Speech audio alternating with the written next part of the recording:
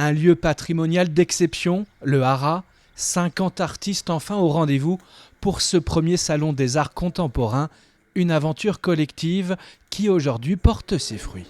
Le mot premier qui me vient en tête, c'est plutôt c'est l'émotion. C'est l'émotion, c'est le rapprochement à l'autre, cette envie mutuelle de faire quelque chose ensemble. Jean-François Dolbeau est l'invité d'honneur du Sacre.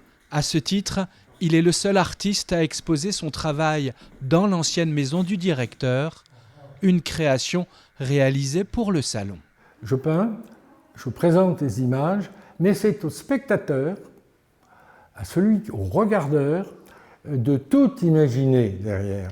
Moi, je fais des propositions, je n'ai pas à les expliquer, je ne considère pas à avoir à les expliquer.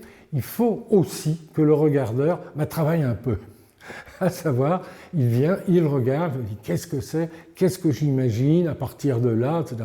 Et c'est là où ça commence à devenir intéressant.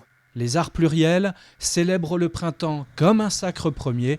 Premier salon d'artistes sur la terre vendéenne, au-delà de toutes les frontières. Ce texte est tiré d'un poème pour le salon de ce moine bouddhiste vendéen.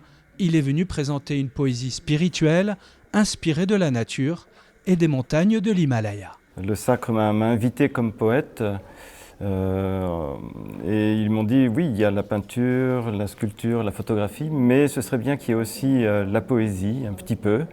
Et puis comme dans chacun de mes recueils, il y a des artistes qui ont participé pour faire des illustrations, du coup ça s'inscrit bien dans le cadre du salon aussi pour ça.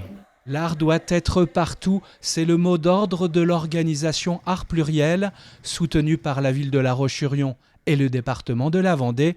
Cette première édition est vouée, si tout va bien, à devenir une biennale. Ce qui est sûr, c'est que les artistes, aujourd'hui, ont soif d'exposer leurs créations.